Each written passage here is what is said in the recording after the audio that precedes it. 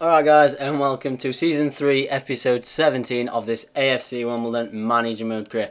And I am going to get the commentary right this time. Oh, God knows how many times I attempted it this morning, but I got up before college and I thought, oh, I've got the episode ready, I just need to do the commentary. So I'll do the commentary and then it's ready to be rendered and uploaded. But obviously, the commentary just absolutely failed. I was just like this, like all the time, like, and it just didn't happen. So I decided that I'd just leave it, I'd go to college, I'd come back and I would do it good and proper, and hopefully that is what's going to happen. So anyway, moving on to the first game of this episode. It is against Hartlepool United in the league, and we absolutely dominated them from start to finish. As you see here, Luke Moore with a shot in the 25th minute, put it just past the post, and then like literally 7 minutes later, Ryan Jackson from the other side of the box put it just past the other post, and then in the 36th minute, Moore had a shot and he put it just past the post. 45th minute, Munn again with a shot, tried to sweaty goal it in, he just couldn't get it past the keeper, and then Ryan Jackson's follow-up was brilliantly saved by the keeper. And then in the 50th minute, Luke Moore came forward, turned probably about 3 defenders, got his shot away. This time it hit the post, came back out, and they got it clear. And then obviously the goal was inevitable, and unfortunately James Brown turned 2 defenders with 1 touch, and then had to sweaty goal it across to Ashley Grant, and they went Billy Grant, sorry, not Ashley Grant. I think it's Billy Grant, I could be wrong. But yeah, they went 1-0 up after just an hour played, which was so frustrating, because as you can see, we dominated the game and we came back at them again straight away. Luke Moore again in the 66th minute, his shot went just over the bar this time, so we weren't even getting any on target, which was even more frustrating.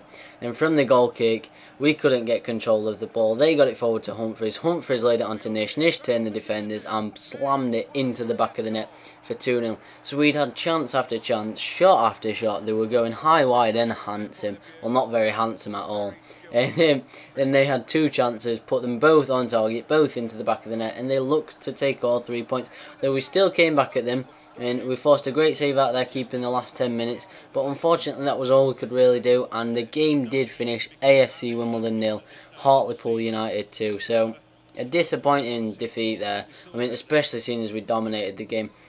We had like 10 shots and like 3 of them were on target, so really bad ratio, and we could have done much better.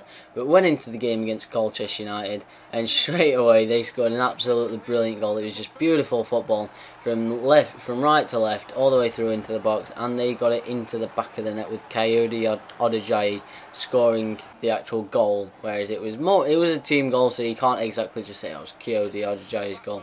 But anyway, we came straight back at them, and I think there was Midson. His volley just went past the post, and then he picked up the ball again after a pass from Adameno. He gave it back to Adameno. Adameno turned inside the 2 defenders and put it into the top corner.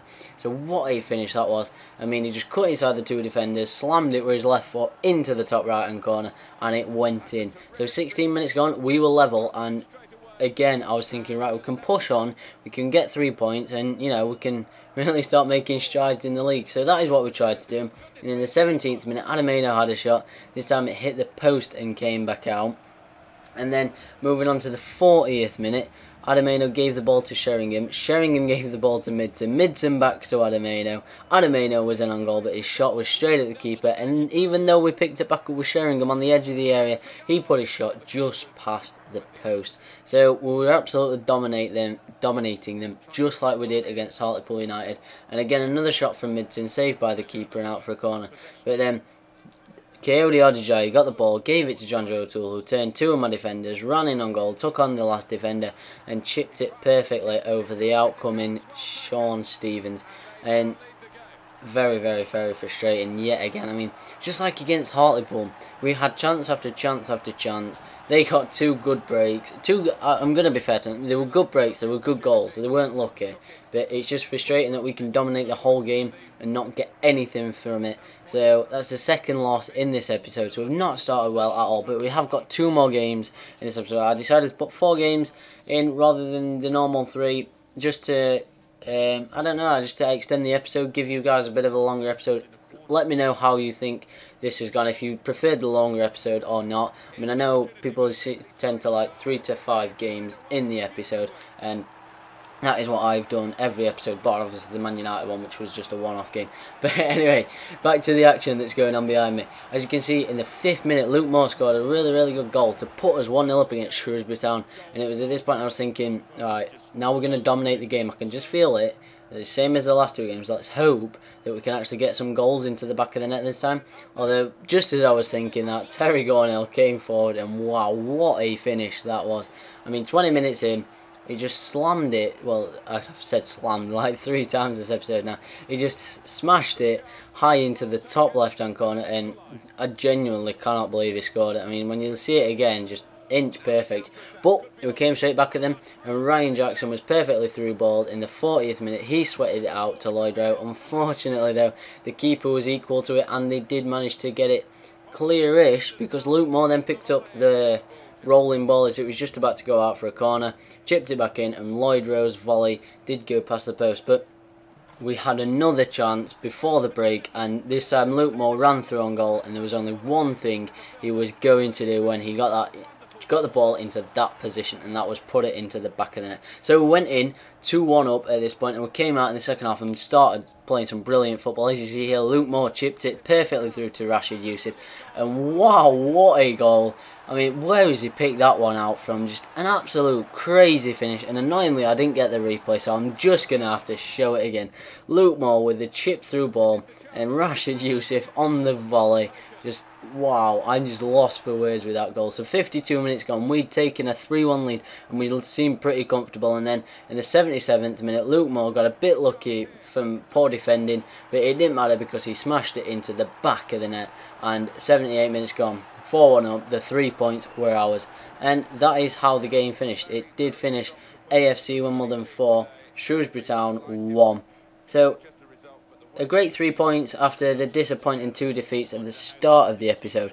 And after this game came, obviously I got the youth squad report back, and as you can see, Takashi is 73 to 91.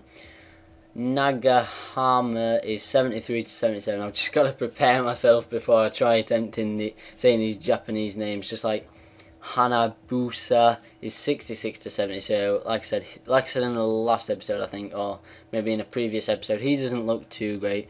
But Max Letbit, I can't even. Oh, I got all the Japanese names right, and then I failed when saying the English name. Max Ledbetter. Just look at his stats.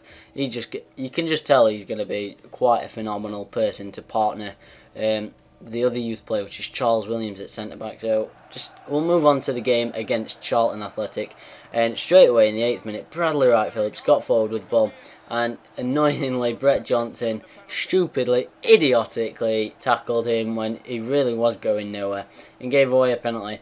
So 9 minutes in, they had a chance with Danny Green from the penalty spot to put themselves 1-0 up. Fortunately though, he kicked it over the bar and wasted that chance. So we were like thinking, oh, maybe this is our game, you know. 29 minutes in, Midson with a shot straight at the keeper, but it was on target. And then 45 minutes gone, it wasn't Charles Williams, sorry, Fraser Franks came storming across and took out Bradley Wright Phillips in exactly the same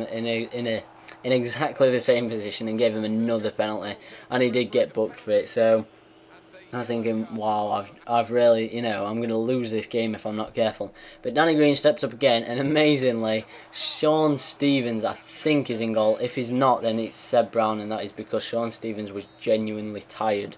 I know, don't ask, keeper getting tired. But from the corner in the second half, 64 minutes in, Brett Johnson perfectly headed it into the back of the net, and we were 1-0 up. And really, that goal came from absolutely nothing. Just a pretty easy corner that we won, and then I just kind of swung it in and just hoped for the best, like most corners, but it worked pretty well, to say the least. And I'm completely losing where I am now. But anyway, Charlton Athletic 0, AFC Wimbledon 1 was the final score. And after that game, I did get these scout reports back. And Atasuki Hagiwara, what a mouthful to say. As I've scouted him for 7 months, but I decided to just leave him, whereas I didn't catch his name. I did reject him. And then 65 to 79, Tabuchi, ummed and ahed, but I did end up rejecting him. And then Kawak Ami I rejected as well. And as I went to leave the scout report, it did say his scouting has ended in this country. If you leave this person, you will not be able to sign him. So I thought, well, I might as well sign him. I've scouted him for 7 months. I'll give him a shot. I've got the money to be able to sign him and hope for the best, if you like. And then the two other scouts came back from Scotland and Netherlands, and I didn't actually sign anybody from these 2 countries, but I did reject, I think I rejected both of the Netherlands people. But I'm going to end this episode here, guys, just after I've quickly shown you the league table. So obviously, yet again, don't forget to like and subscribe. I hope you have enjoyed this episode, and as you can see, we are sat 11th in the table, so we're making great progress from the start of the season. So yeah, I will see you next episode, guys. See you later.